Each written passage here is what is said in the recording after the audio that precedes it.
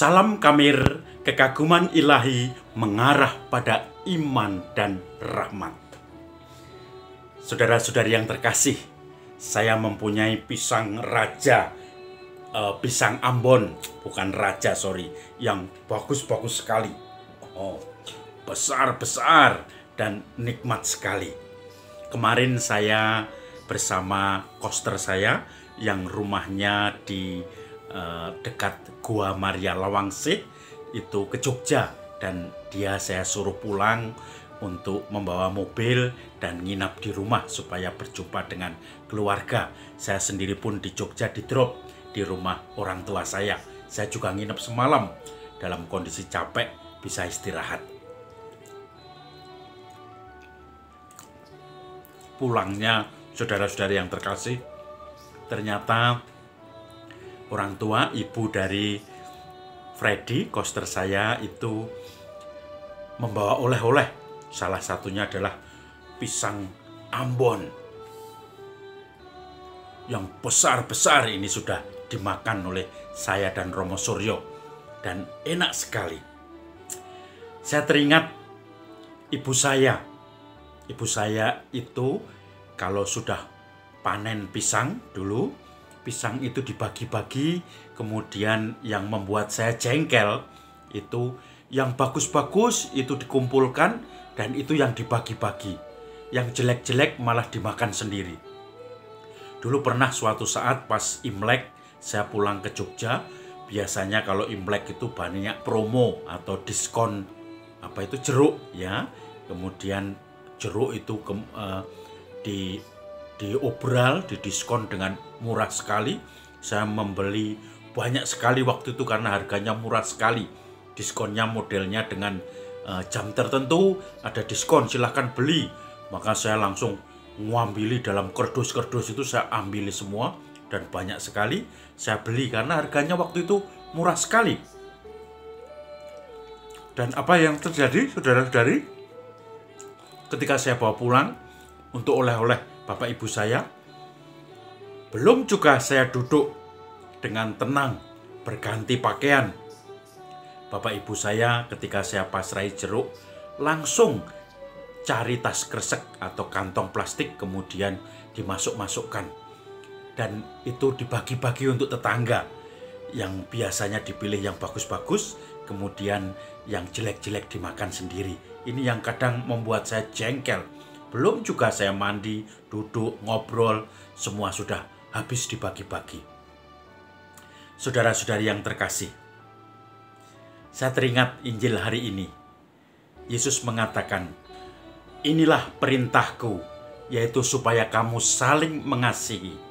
Sama seperti aku mengasihi kamu, demikian juga hendaklah kamu saling mengasihi. Kamu tinggal dalam kasihku jika kamu melaksanakan perintah-perintah yang kuberikan kepadamu."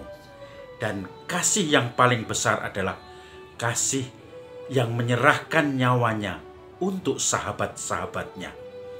Dan engkau adalah sahabatku. Engkau bukan lagi hamba, karena engkau telah kuberitahukan segala firman yang kuketahui tentang Bapa kepadamu. Maka engkau adalah sahabat, sebab seorang hamba tidak tahu apa yang diperbuat oleh tuannya, tetapi sahabat saling bekerja sama, saling menguatkan. Karena bukan kamu yang memilih aku yang memilih kamu. Saudara-saudari yang terkasih, seorang yang mencintai sahabatnya adalah yang rela memberikan nyawanya untuk sahabat-sahabatnya. Saya teringat beberapa orang yang meninggal sebagai martir zaman ini.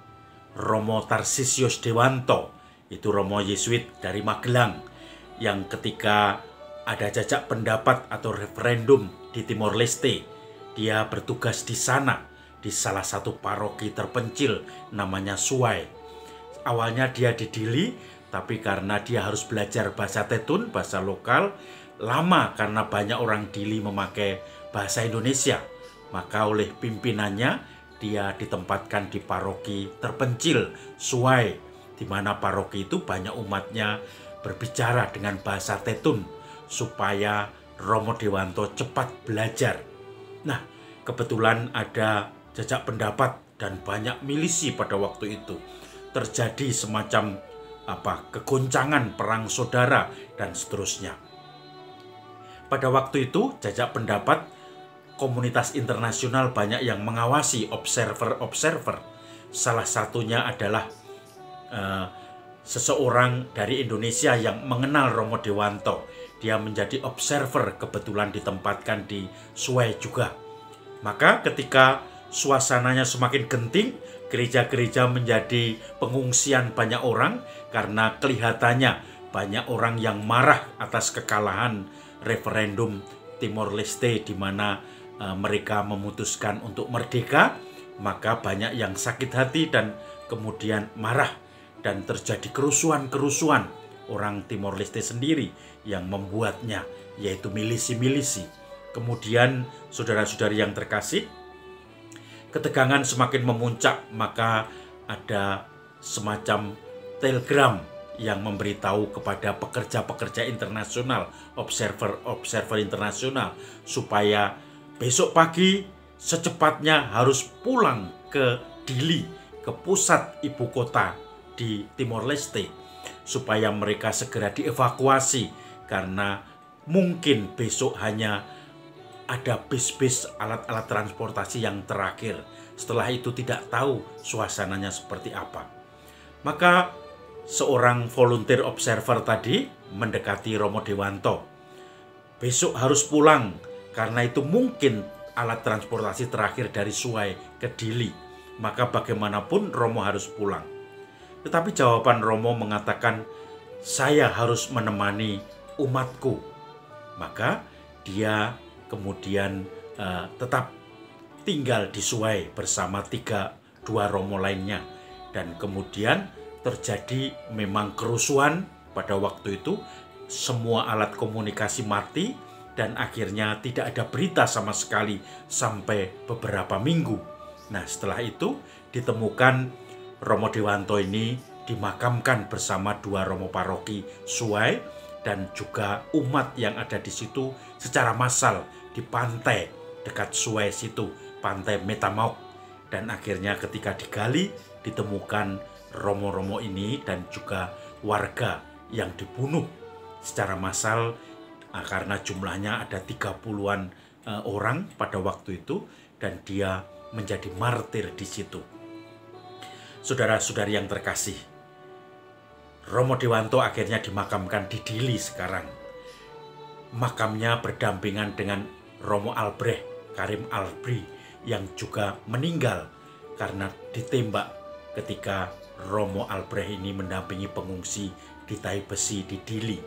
Dan inilah orang-orang yang rela mati untuk sahabat-sahabatnya. Tetapi mungkin ini menjadi menakutkan. Orang menjadi merasa tidak mungkin saya jadi martir kalau seperti itu. Saya teringat kembali apa yang saya katakan tadi, yaitu ibu saya yang selalu membagikan. Dan ini banyak juga ibu-ibu yang seperti itu. Kalau ada oleh-oleh, pisang misalnya, dia akan mencari yang terbaik dulu, kemudian diberikan kepada tetangga-tetangga orang lain supaya senang. Saya sendiri, keluarga kami, itu rela makan yang busuk-busuk, yang sudah meledak-meledak atau tidak sempurna buahnya untuk dimakan sendiri. Begitu juga jeruk, itu juga dibagi-bagi yang bagus-bagus, kemudian yang jelek-jelek untuk sendiri. Nah, mungkin ini tafsir saya untuk menjadi kemartiran, rela mati bagi sahabat-sahabatnya. Itu praktek hal yang kecil sederhana, bahwa merelakan yang bagus-bagus untuk orang lain, untuk sahabatnya, untuk orang-orang yang dihormati dan dicintainya. Sementara untuk sendiri saya cukup dengan seadanya. Saya akan mendahulukan orang lain karena orang lain akan merasa tersapa, merasa senang, merasa gembira ketika didahulukan. Sementara saya lebih baik nomor kesekian, walaupun itu berbagi dari milik saya sendiri. Dan ini mungkin semangat kemartiran, rela mati demi sahabat-sahabatnya dalam skala kecil, dalam skala normal, bukan sebagai martir yang menyerahkan nyawanya. Saudara-saudari yang terkasih, kita semua diajak untuk mendahulukan orang lain, diajak untuk melihat bagaimana orang lain itu menjadi yang utama dalam setiap kasih kita, dalam setiap subjek dari kegiatan cinta kita. Kalau kemarin dikatakan cinta lebih banyak dalam perbuatan daripada kata-kata, tidak perlu ngomong-ngomong cinta, tetapi yang penting adalah dilaksanakan, dibuat, itu lebih penting. Dan yang kedua, letak cinta itu saling berbagi.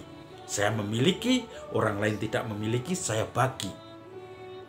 Baik itu ilmu pengetahuan, barang yang mungkin tidak berharga, semangat, pengharapan, penghiburan.